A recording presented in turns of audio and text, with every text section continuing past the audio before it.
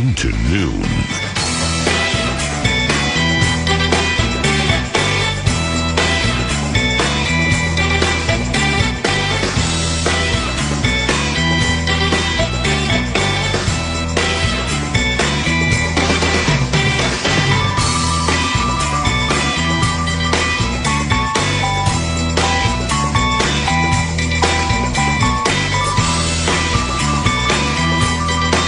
Mitch Helgerson, it's Paul Allen. How have you been? PA, my brother. How are you? I'm doing great here. My man, Mitch Helgerson, Chief Revenue Officer for the Minnesota Wild. That's a relatively new title, and like so many this day and age, Mitch. Outside of being Chief Revenue Officer, just in that title, you do a bunch of things with the Wild, correct? Yeah, I wear a few hats, I guess. And one of them would involve the radio and/or TV broadcasting? Trying to navigate the wild, wild west that sports TV is these days. That's right. Yeah, what a wonderful way to put it. And off that, well done with that TV broadcasting video John King of Wild on 7th fame put together for you guys. It definitely generated some social media buzz, didn't it? Yeah, well, you put Kinger on the case, and his creativity is pretty amazing. And we've got some pretty good stars in that show too. So your boy Al and Yep. Karts with the cut off sleeves, and Yep. we got Gorgie who almost fell down, I think, but didn't. So they did a great job. It was awesome. What was the reason behind a July video for a season that doesn't begin for 2.5 months? Well, we're getting a lot of questions about where's the Wild going to be at on TV next year with FanDuel's shutdown. I think there's been a lot of questions and anxiety, and it's been a long, strange journey for sure. But we wanted our fans to know what our plans are, and we don't have everything figured out yet, but we do know about the talent. And what we do know is we're going to do this ourselves. We want to put out there whatever information we did know and try to give some people some clarity, and then give them a little bit of a heads up of what to expect in the future. Mitch, with the demise of FanDuel and/or other sports entities and/or networks, are you noticing around the NHL, and maybe you can put the NBA in there too, given you guys play at the same time? Is this kind of commonplace in those leagues right now, trying to find a TV home? Yeah, I think what we're seeing across at least MLB, NBA, NHL is a trend of trying to put together the production and actually bringing that all in-house and eventually centralize more and more and more of the local media. In the past, like FanDuel played that role for us, whether it was FanDuel or any other of these regional sports networks. As consumer habits change and people cut the cord, I think the leagues are seeing a strategic importance to bringing that back in-house, controlling the content, and then going out and figuring out how do you distribute it and get in front of fans. And that's the kind of the step of the journey we're in right now. What if I would imagine conversations, of course, have been had about, where the team is going to land and how frequently, but like over-the-air channels, over-the-air games that everybody can see. How important is that to you guys? Yeah, I think it's super important, PA, especially as we go through this transition. There's a lot of folks that are still on cable and satellite, and so we need to put our games in front of them too. But as this transition to streaming happens, OTA, getting those games in front of everybody, and so they understand what the options are and where the games can be seen, I think that's a big piece of it. And also, just in the state of hockey, we've, I think, never really been a highly subscribed pay TV market. And right. So it's important to get our games, get our stars, all these great players that Billy has on the team right now, in front of as many people as we can get. What about streaming? So your fans all over the country can follow along. What's the next thing with that? Yeah, so we're working with the league in conjunction with a handful of other teams right now to establish and select one platform that I think we're all looking at. We've got to narrow down to evaluate a couple of them right now. A couple of them would be household names that might be on your remotes of your Roku or your device right now. And there's other ones that would be more white label that we would have more control of. But I think we're down to a couple, and we're going to be making that decision hopefully in the next couple of weeks. As soon as we make that decision, we'll put out the various subscriptions, how you can subscribe, what the products will be, pricing, et cetera, et cetera. Now, that's for streaming, right? That's for streaming. That's right. Okay, so like I don't know, I'll just say Channel 11. With an over-the-air option. I'm not saying KARE 11 is the option. I'm just using it as an example. That is different than what you just explained with streaming, right? Yeah. So basically, to try to make it as simple as possible, there's kind of three different ways, right? There's paying for cable or satellite on Comcast, Xfinity, or like DirecTV, and this new Wild channel should be on the exact same tier that FanDuel has been on the last couple of years. So if you had FanDuel and that's how you watched, you'd be looking for the Wild channel on that exact same platform. The second piece would be streaming. When we establish who that's going to be, I mean, I'd use an example of an Amazon, or The Zone is another one. Whenever we make that decision, we'll tell fans how to go out to that. If it's Prime Video, go out to Prime Video, find the Wild subscription and go that route. And then lastly, we'll be over the air. Yeah, last year we had 4 games over the air with Hubbard Broadcasting on KSTC, Channel 45, and on KSTP, Channel 5. That's an option that we continue to talk to them with and see if that could be an opportunity to put a more significant amount of games on through over the air this year. Mitch Helgerson, Chief Revenue Officer for the Minnesota Wild, talking about the TV broadcasting plans for the 2026-2027 season. Many of you have seen the Minnesota Wild video that was put together by a man named John King of Wild on 7th fame and put together and distributed by the Minnesota Wild. Very, very good, and blew up a little bit and caught some viral nature to it recently when it was put out. But it wet the palate, and it got people excited for not only the season, but wondering what's coming up next. And, with Channel 45, or when you put games out over the air, is having a handful of them too few to determine, like, wow, we had this road game against Ottawa Saturday at noon on FanDuel. Then we had same situation, say, against Toronto, but it was on 45. And the audience tripled when it went over the air. Know what I mean? Yeah, no, I think that's a great question. We're trying to thread the needle here, be trying to reach as many people as we can reach, and we also have to drive some revenue, right? Right. I mean, at the end of the day, we've got a salary cap we're trying to reach and manage, and that takes revenue to do that. And the FanDuel situation, previous to FanDuel, Bally's, Fox Sports. That worked out really well for a great many years, and right now we're just trying to do our best to replace some of those economics, and also make sure that we can get the right quality telecast in front of as many fans as we possibly can here in the state of hockey. Well, this next question may be more for my personal preference, because I really, really enjoyed last year when you guys made the decision with your road games. And taking the pre and the post game stuff to the road. Are you anticipating any changes with the road games pre and post? Because the way it was handled last year, again, for my personal taste, I thought it was excellent. Yeah, that's a good question. I think we're trying to put together a studio here locally to do the road pre and post. It's when you go on the road last year, it was a cool innovation for sure, but you lose control. You have to do that in each visitor's building, and every spot's a little bit different. Yeah.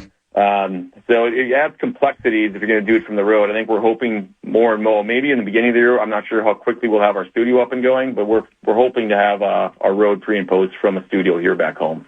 Lou Nanne is Hockey Immortality and was included in the Ballyhood broadcasting video. From what you can share, Mitch, what's his role with the TV broadcast next season? Yeah, Lou's a legend, right? Lou's gracious enough to give us about 6 to 8 games a year, and we take him up on that every year.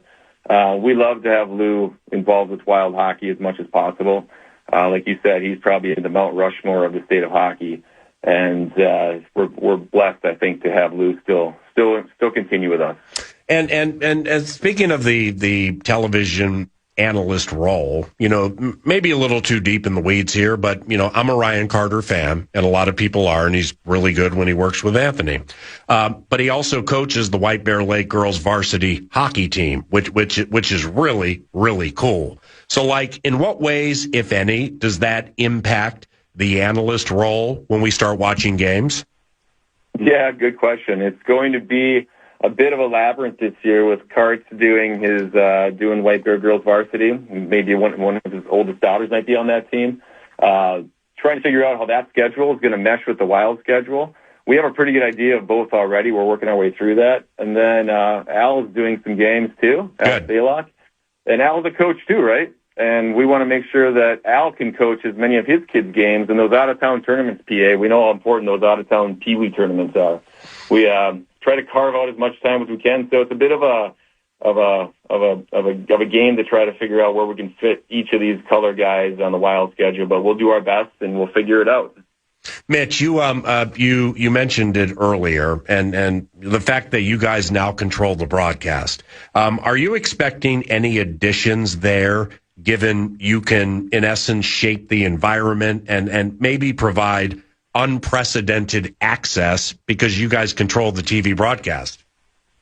Yeah, for sure. We haven't done this for, 18 years or so. I think it's when we used to produce games on KFTC. It's been a long time, and there's been a ton of change in that amount of time. So we're kind of flying the plane as we build it a little bit right now, and so we do expect to have an entirely new opportunity to change up the broadcast that probably FanDuel hasn't had in the past. But we're still trying to figure out exactly what that's going to look like. But we're pretty excited about it at the same time. Understood. Just a few to close here. Mitch Helgerson, Chief Revenue Officer for the Minnesota Wild, talking about TV broadcasting and the fantastic video they put out. I believe it was over the weekend, but it was recently. So Mitch, when should fans expect an announcement regarding where they can watch the games? So as soon as possible is the quick answer. The clock's definitely ticking. In the next few weeks, for sure in the next month, as we get into training camp, there's a couple of milestone dates, like the league and the national broadcast schedule needs to come out. That'll tell us what games remain to do locally. So that'll dictate some of the over-the-air information we put out there. Yeah. The streaming information and the streaming platform and subscription information we hope to have in the pretty near future. And the cable and satellite channels, typically that comes a little bit later than we'd like, but as soon as we get that information before the season, we'll be putting that out there with instructions of letting fans know how they can watch us however they choose to watch the Wild. Do you expect a bevy of national games? We do. Typically, the Nationals take as many Wild games as they can get, and that's a feather in our cap, especially now with the roster and the competitive nature of this team. We expect that, and I think we're okay with that too. So I mean, generally speaking, the ESPN, TNT, whomever it is or was, prefer or like having the Wild for national games. Is that because the local viewing audience in the state of hockey can be so voluminous that it adds up, so to speak? Yeah, I think that's probably the primary reason. You add some fantastic players now too, and it's a really exciting team. I don't think that hurts either. Yeah. But yeah, the state of hockey definitely shows well on all those national games. Very grateful for the fan base. With Kirill, with the likes of Kaprizov, Hughes, Faber, et al. Are you finding people are pining to advertise and scoop up premium seats into the season? Yeah, it definitely is. If you're the revenue guy with the team, it's a lot more fun to have stars and to win games. That's for sure. Right. It's we've never had a roster like this, right? Right. I mean, last year the fans saw it. It's unbelievable, and we now are going to be selling all the advertising for the games instead of people buying from FanDuel, and that's super exciting for us too. We built a little bit of a team to help us do that. Yeah. Some really experienced people, and that's a big piece of this too. I mean, you've done so much with this team for about 2 decades. I mean, I think 18 years for you, correct? Yeah, I think I just passed the 20-year mark a couple of weeks ago. That's sweet. Okay, well, it fits perfectly because, you've seen so much and forever are seeing new things like with streaming and options and FanDuel going broke and stuff like that. So, there's always something new to be seen. So for instance, say, I owned like First Resource Bank, and I'm really excited about an advertising opportunity with you. And I'm going to drop, I don't know, $650,000, but I can't do it until I know where it's going to be seen. I mean, that's your world right now, right? A little bit. That's the biggest reason why we announced this past week with not having all the information. That's one of the big reasons. We wanted to make sure people knew the talent was coming back. We're doing this on our own. And then we do have to sell some advertising to drive some revenue. And so if people are looking, if it is the bank that's looking to advertise, they can come to wild.com, find the broadcast information, get information on what that looks like. That's one of the big reasons of the timing on this too.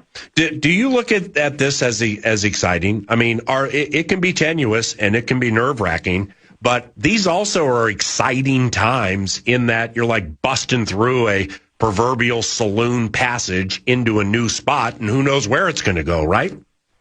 Love it. You can describe it so much better than I can. I love that. That's exactly what but we'll look back at the end of our careers and navigating this. This is one of those things that it's fun and new and crazy, but I think we're doing our best, and we're really excited about it. I think at the end of the day, we're going to love where we come out the other end of this tunnel. I think fans are really going to like it too.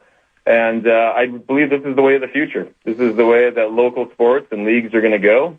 And this is just our time to go through it. And we'll build a bit of a blueprint that somebody else will improve on the next time. And it's super exciting. And we're ready to go. Last one, and I appreciate the elongated chat. I've been excited for this since I knew it was going to happen yesterday.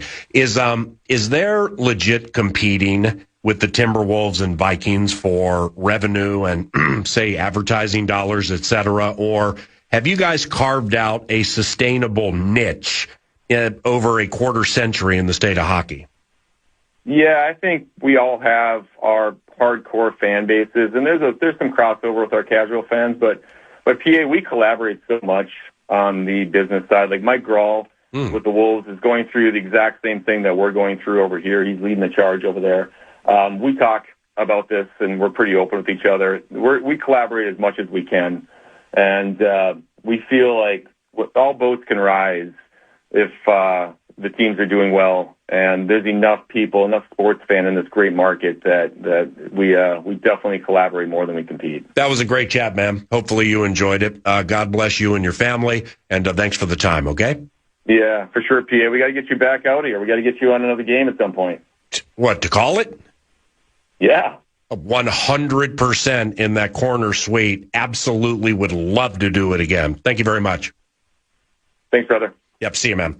Mitch Helgerson, Chief Revenue Officer for the Minnesota Wild, talking about television and potential broadcasting landing spots. I didn't like the answer I got with respect about the road game pre and post.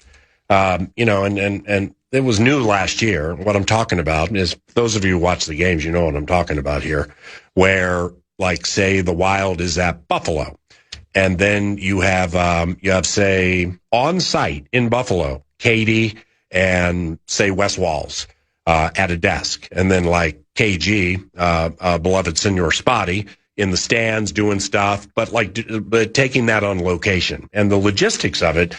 I would imagine, it's if you're thinking about it from a cost-effective standpoint, then you got to balance how many people are watching at that time, the advertising dollars that are generated for the pre and the post. Yeah. So there are a lot of things that go into it, but I just thought it was really, really cool last year, man, when those guys took that pre and post game show on the road. Yeah, well, I wonder, and I'll play some of this back during the post game at the end, but it is fascinating, the changes that are happening and how, from a regional sports network, at some point, FanDuel was not only paying for the right to broadcast the games, but of course they would be handling a large part of the financials involved in setting up some of those bits.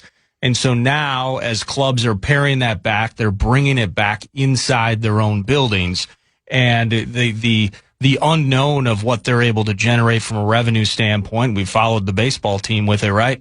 As they've struggled and now streaming only or Twins TV, and you got to find it on this channel, et cetera. So, I bet there will be, or maybe have to be, at least in the beginning, until they can really wrap their heads around the numbers. There probably will have to be some clawbacks in terms of some of the things that they were able to do with the money coming in the building from the networks. But, the exciting thing, if you're Mitch Helgerson, you're the Wild, and you're these teams that are embarking on this fresh journey of controlling your own broadcasts again, is you do control the content. And maybe there is some flexibility, not just with the personalities that you have in the mix, but the ability maybe then down the road to do some different creative things, since you have your hands on all the parts that go along with the broadcast. Yeah, Mitch is cool, man. But those were cool on location bits. Like, that was badass. So yeah, I'm totally with you. I would hope they find their way to doing that again. Mitch is cool, man, and really appreciate the conversation with him.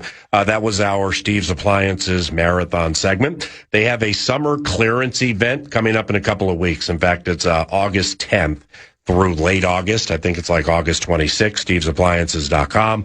Huge closeouts and deep discounts on hundreds of models in stock. So like Steve's Appliances does this a few times of the year, but the standalone, it's a standalone smaller store. So it's not this big chain where you got to go through rigmarole and stuff like that just to get a washer or dryer fixed. Steve'sAppliances.com. They're in Mounds View. But they get to a point where they end up, I don't know if it's due to an excess of inventory, or I have no idea what goes into it, but the fellowship with Brian, Sarah, and Jordan, the ones who own Steve's Appliances, they love to give and they love to help. That's why they work with all bankrolls. And, I'm not saying you can walk in there and eyeball a $1,500 appliance and say, all I have is $350. Paul said that you would sell it to me for $350. It ain't like that. But they will work with your bankroll better than anybody you've ever met. And I promise you that. But there come times during the year, like beginning August 10th, with the huge closeouts. And I'm going to have record some advertising regarding this in the very near future. That's how I just was apprised of it after the vocal maintenance days. But the summer clearance event, if you need appliances, beginning August 10th, Steve's Appliances, the only place to go. Steve'sAppliances.com, Steve'sAppliances.com. Back soon. The Fan and BigDeck.com. Also you want to talk about bankrolls. How about the shot at some bonus bucks with the National Cash Contest? This hour's keyword is rich. Enter the keyword rich at KFAN.com. This won't make you rich, but a little walking around money, a little something for the trouble. The keyword is rich at KFAN.com. This is 9 to noon, live on iHeartRadio and KFAN, The Fan. From the 1-800-ASK Gary Traffic Center. This report is Y'all don't know football. 11:30. 2 segments to go today, 9 to noon. The Friday football feast is tomorrow. The services of one Alec Lewis have been secured for tomorrow. I guess it will be a training camp preview type situation with Alec. But there are many things to discuss into Vikings training camp 2026, including that Ian Rappaport. I wasn't familiar that he said what he said. I think it was Monday night. Was it fully expecting the Vikings to, have their top 2 quarterbacks or purportedly their top 2 compete until the quote 11th hour end quote up to the Packers game? And I stick by what I said. I mean, if that really is true, there's no better way to lose against the Green Bay Packers than not know who your quarterback is by early September. So I don't believe it. I'm not saying his team is bad. But what I am saying is I believe it will be settled around the Ravens joint practices. I don't see how it can't be. And, then copyright the analyst. You put that quarterback on ice when you head to the Mile Get High City. And then under the cover of darkness, without the fans and the media watching, you raise that quarterback over 2 weeks up to the Packers game. That's not the 11th hour. And I'm glad you mentioned the joints, by the way, because when I was talking about this earlier in the week, because it came up and we did a little Vikes Bites, people were kind of questioning, hey, remember, we wish that J.J. McCarthy would have had more reps in the preseason, specifically with the preseason games. Because I think in the first preseason game against the Texans, he went like 4 of 7 for 30 yards. It was just a series, and then he was on ice. Yep. It's those joints, man. And we've seen it with the Vikings, but this is not just our squad. It's teams throughout the NFL. Yeah. The importance and the value they're finding in these joint practices, you know, the product of that, or the result maybe is some watered down or diluted preseason games themselves, but the value of those joints is such that that's where a lot of the final answers maybe come into play. Yeah. And we saw a ton of JJ, of course, in those joints with the Patriots last year. That's a good point. And with the joint practices and going against the Vikings defense. And this is in no way to make the Vikings defense sound like the 85 Bears, but it did finish as one of the better defenses in the NFL. And I know Jonathan Grenard is gone, but at best, he was a part-time player near the end of the year because of injuries. Yep. You know, he's playing like 12 to 18 plays a game in situational in situational scenarios. I think it was a shoulder, maybe. Yep. Van Ginkel missed a fair amount of time last year. Hargrave and Allen. We all know the narratives. That's why Banks and Orange were drafted. Likewise for Gold Day, maybe for future Gold Days. But you know, the dice roll on Dallas Turner can't come up snake eyes. Just all of that. But the bottom line here for the quarterbacks is it's age old from 2023 through last training camp, whether you're Kirk Cousins or Sam Darnold. And Cousins is one of the best quarterbacks in the history of Minnesota Vikings football. Sam Darnold is a Super Bowl winner. Well, they were flummoxed by Flores' defense a fair amount of training camp. But that's good because they learn to solve complex problems when the games don't count.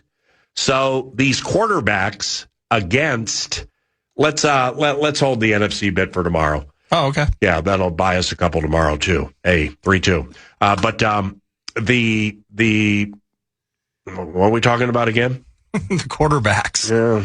And going against Flores' defense. Yeah. And oh, yeah. You will get more out of reps against your own defense, given as unpredictable as it can be, and in those joint practices, than if you go 9 of 9 for 172 yards, 2 touchdowns and 0 interceptions against the Giants. Yes. So, I mean, it's you know, the like for the Giants, I mean, I don't know how John Harbaugh is going to treat it, but I mean, you're not going to be playing against their best defensive players. Right. And if you are, they're not going to show anybody their best blitzes. Where there are going to be times during training camp, because getting access to training camp film is impossible for other teams. Yes. Unless you got a mole on the inside, giving it. I mean, if you got a mole on the inside, providing practice tape to somebody else, A, they should be fired. And B, if you're going to do that, be smart and get paid for it. Just, I mean, if you're going to cheat, then cheat. So that doesn't happen. So therefore, you will see some Flores prime cut blitzes in training camp practices. You will, but you'll see them from iPhones or obtuse, awkward angles of fans in the stands. Yes, but you can still get a little feel for what's happening. But it's not repetitively, so therefore you can't get a tell on what's coming, when, and why. Well, and that's been the conversation with Flores too, where it's not Flores just playing base defense and just giving McCarthy an opportunity to find some success on the field. He's blitzing linebackers and corners. Yeah. He's going full boat against his own QB in practice. But by the way, Brian is raising Caleb Banks, Dominic Orange, Jake Golday, Jacoby Thomas, Jay Ward, who's going to be given an opportunity to play more after, playing some safety and corner last year. Managing Van Ginkel to make sure that you don't overdo it at this stage of his career. Same thing with Dallas Turner. So you hide things, but you also need to run certain reps in training camp practices to get them up to speed at full speed with what it's going to look and feel like. Yeah. So for Kyler and McCarthy, those are going to be vital moments. Now, I met that day we did the show at the VEN. They were doing all the pictures and everything, and everybody was stopping by and saying hello. It was busy. So I met Kyler Murray that day, but it was for like 10 seconds and just shook his hand, welcome to the Covenant. But it's when I came to you and said that, because he was, not to be weird here, but he was changing into his jersey for pictures. And you were just standing there. And I was like, I had no idea Kyler Murray was stacked like that. Holy cow. I mean, he's thick. He's very, very muscular. I had no idea it was that big. So I haven't met Kyler in like drive-by fashion or bouncing around the locker room after a practice, just chatting with people and stuff. I'm also not the one that goes up to Jefferson or Addison or Hawkinson or Jones or O'Neal or Brandel or Darisaw and has the, tell me what you really think. I don't do that. Yeah. So it bears its fruit one way or the other for all of us to know. So I don't like to put people in positions to feel like they have to talk negatively about somebody. Sure. So therefore, that's not me. But I'm very much looking forward to being around the locker room and being around the team hotel when the team is on the road and traveling with them and just learning of the interactions Kyler has with other members of his team. The best quarterbacks in the history of Minnesota Vikings football. Who would we say they are? Fran Tarkenton, HOF. Yeah. Kirk Cousins, statistically, for sure. And Brett Favre. Brett Favre. Yeah, let's put those. And then granted, one good season, but it was a super memorable season. Randall Cunningham, I don't know if we put him in that conversation, but it's kind of the same as Favre. Would you put Culpepper? I mean, sadly, until the injury. Yeah. Okay. He was onto something. Yeah, I'm not gonna fix the race to fit my opinion, so I'm gonna put all of them in there. Okay. Well, would you say Kirk Cousins is an engaging human being? Yeah, I would. Absolutely. The answer is 10 of 10, yes. Brett Favre. Of course. Aw shucks engaging. Fran Tarkenton. I mean, maybe overly engaging. Yes. Culpepper with Burleson and Wiggins and Moss and others. He may have had a circle, we'll say. He had a circle, and Dante wasn't the walk up and down the bench and like have everybody in the world, see what they deem to be leadership. But Dante was in lockstep with members of his offense, specifically the offensive line. I'll never forget doing the 10-1 radio show with Dubé at AM 1130 KFAN in Mankato the day Corey Stringer died. And the ambulance and the police cars zipping right in front of us. It's across the street where like the bike rack was, where they would go into the locker room and, we're finishing a radio show and like this, I mean, it's like, whoa, that's urgent. Holy cow. And it came from like the Gage Hall area. So you knew something in the Covenant had gone wrong. That crushed Dante Culpepper and Randy Moss, too. I mean, Randy Moss's not press conference, eulogy of Corey Stringer is one of the most emotionally compelling, heart-opening things I've ever heard in my life. And Culpepper was also incredibly shaken. Well, you get that way by being close with your dogs, with your teammates, with your friends, with your cohorts, with your coworkers, by being authentic. And they matter to you and you matter to them. Okay, that plays into an engaging nature. Who was the other one there that we mentioned? So you got I think you hit him. Yeah, Randall Cunningham. I didn't work with the team at that time. Didn't know Randall at all. I followed Randall's career when I think he was the team chaplain for the Las Vegas Raiders. Might still be, but maybe not. Has a ministry in the Las Vegas area, and just naturally that way by having leadership like that, you need to become engaging and be a good listener and not non-judgmental and being able to understand things. So I'm going to put Randall in that mix too. So the key here is Kyler, if he's the quarterback, he has to be that guy. And I'm not saying that Kyler has a rap on him, that he's quiet, and then he gets weird around people, and he gets weird around teammates. But, Kyler has had what could be a false narrative tied to him about being a me-first player and being somebody who will put certain facets of what he wants ahead of what's best for the team. Now, I'm not, that's not breaking news here. Those have been, you can find the stories and you can find the unnamed sources and things like that over the course of a half a decade and small change. Well, when you leave, it happened with Darnold. It's happening with Kyler. It's a blank slate, man. So you can have dollars but not have cents, if you know what I mean.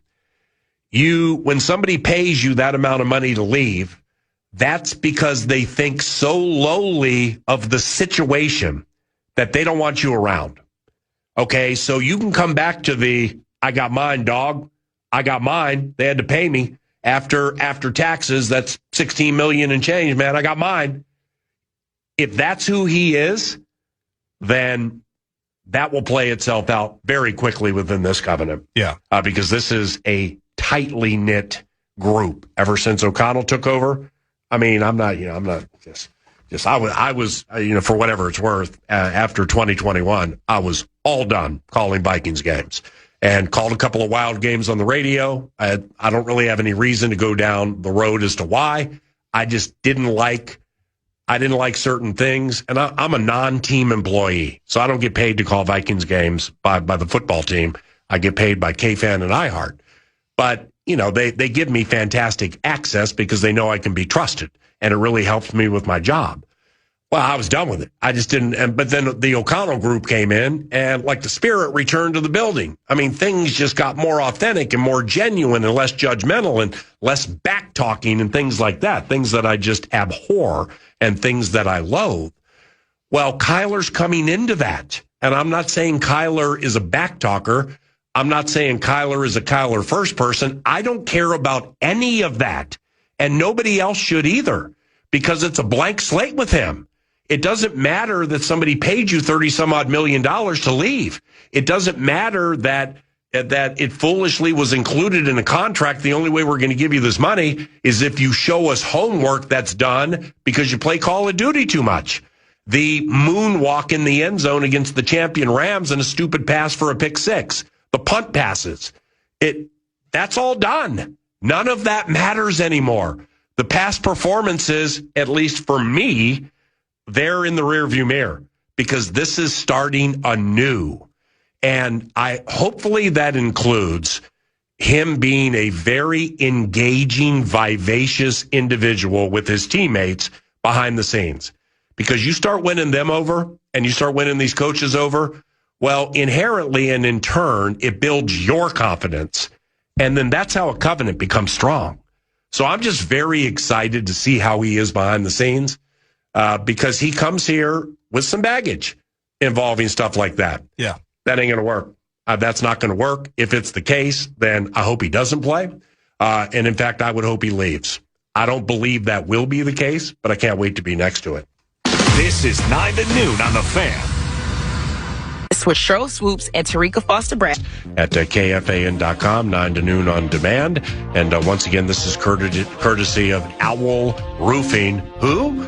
OwlRoofing.com. Yeah, Ben Lieber in studio during the 10, and kind of that's where we jump-started the quarterback conversation that kind of dipped into the final stretch as well. But, Ben Lieber hearing kind of the idea of could this competition last until the 11th hour? What's your version of the 11th hour? What does that mean? He has some opinions on it this morning. They are more interested in keeping both quarterbacks engaged for as long as possible. Yep. And they have faith and confidence that 2.5 weeks leading up to said Green Bay game and opening weekend, they can get either one of them ready to play. That's a good point. So just because they don't name a starter within the first week or two of preseason, I'm cool with that.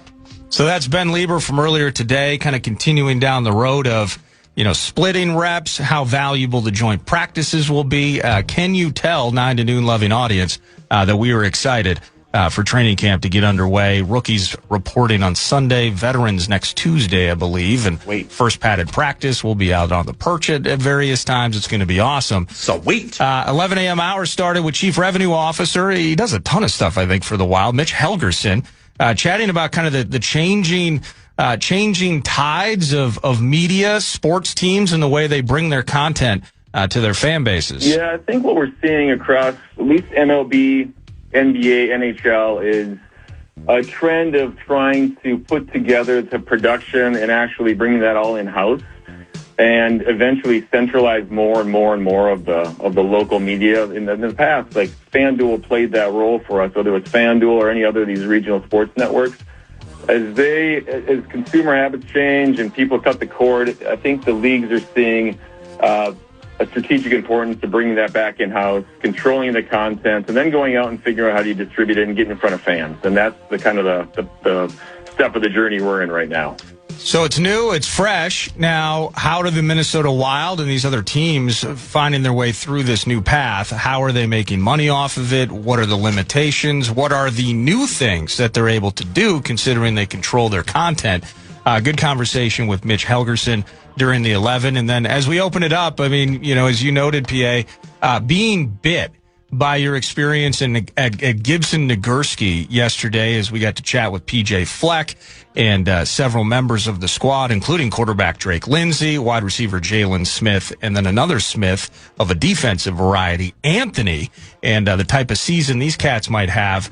It's a lot to be seen. You called it, 5 and fly by early October. We'll have maybe a good idea of what we have in front of us with maroon and gold, but tons of great texts and talkbacks during the opening hour, and just really appreciate the listeners digging in with maybe some polarizing but valuable opinions from the Gophers fan base. And speaking of the Golden Gophers and said fan base, the basketball coach Nico Medved got a contract extension after just 1 year. Good times for him, and good times for 9 to noon tomorrow. Nico Medved joins 9 to noon at 11 o'clock tomorrow, plus much more. For Nordo, I'm Paul Allen. Thank you for listening. May God bless you and all of your families. Thank you for listening to KFAN. When you do, and the program is next. Bye. Pinch me so I know this is real. You homer. Surviving. Good time. Hanging in a jar. Yeah. Ain't we lucky we got 'em. Double doink. Good time. The game is over. If it's good news or money, leave a message. Podcast today's Paul Allen Show, or listen back to previous show and interviews by going to the iHeartRadio app or KFAN.com. From the 1-800 Ask Gary Traffic Center. This report is sponsored by Northern Tool and